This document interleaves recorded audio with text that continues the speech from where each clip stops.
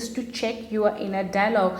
What kind of words you are using for yourself? Are you telling yourself that I am not good enough? Are you telling yourself that I am not confident? Are you telling yourself that I have failed like 10 times on this particular thing? Everyone, welcome back to my channel. I'm super excited that we are already on the 20 of the 30 days life overhaul that we are doing here. So let me know in the comments down below where you are in this journey. Have you been following along with me since day one, or if you are new, drop a little hello in the comments down below so that I can know.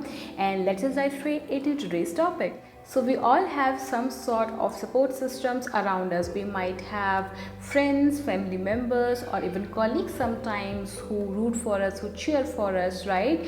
But there are going to be situations where either there will be no external support, or if it is there, it's not just going to be enough. And in situations like those, you will realize that your inner strength is your best ally, okay? And this is something I want to talk about today. Now, in my experience, people talk about inner strength a lot. Why is it important and all that stuff? But as always, I want to give you something concrete to work with, okay? I want to give you something that you can just start executing as soon as you are done watching this video, okay? So let's quickly break down what does having inner strength actually looks like. So having inner strength is about having courage, having patience, having resilience, having faith, and having a set of practices, okay? Having a set of lifestyle practices that can help you summon your own personal power even in the darkest of times. Because there are going to be moments in your life where no logic will actually make sense, where you will be just all overwhelmed. Your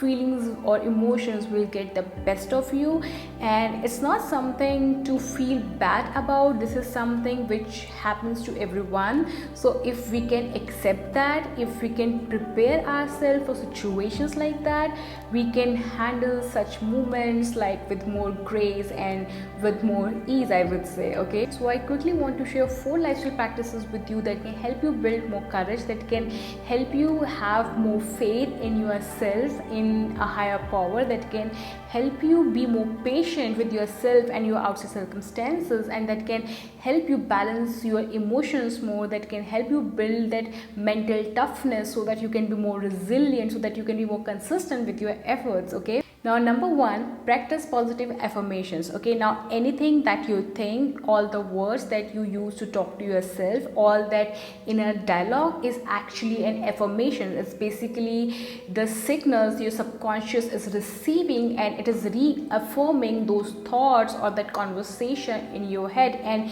that actually influences your general attitude towards things or towards life, or the decisions that you make or the choices you make. And when you practice positive affirmations, it's like planting thoughts and ideas into your mind that help you boost your self-esteem, your confidence, your self-love, and it creates that inner sense of calm and peace and brings that joy into your life. And there are 2 ways you can actually practice positive affirmations, okay? So number 1 is pretty obvious, that you either watch, let's say, a YouTube video with positive affirmations, or maybe you stand in the front of a mirror and say positive statements, okay? You can Google them, or maybe I'll link some of them in the description box, and you can use your own positive statements as affirmations as well. And the second and the most important way of practicing positive affirmation is to check your inner dialogue.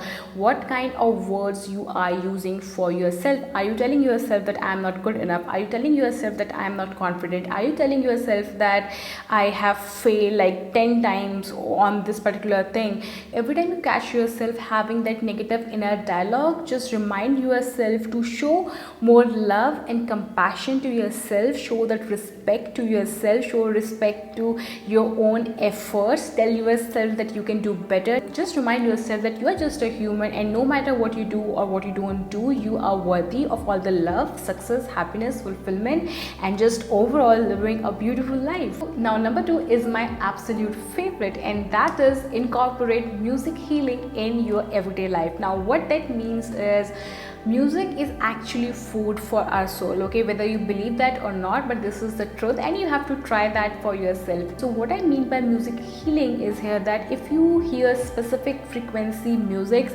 it has a certain type of impact on your mind, body and soul, okay. So for example, you can try listening 432 hertz music, or you can try listening different meditation music, and there are different music frequencies associated with different chakras, or you can say different energy centers in our body, and I'll link some of them in the description box. You can check them out, and if you want more information on that, just leave a comment for me and I'll give you more info on that. So if you want to have more balanced energy, more balanced mental and emotional state, just try listening to these kind of musics, maybe just for 5 to 10 minutes in your day. Maybe you can use them as background music for your meditation, or you can listen to this kind of music while sleeping, or while having a shower, or maybe while you are just journaling, or maybe even while, like, let's say you are cooking, or just anything. But do try to add a little music healing or music therapy to your everyday life. Number 3,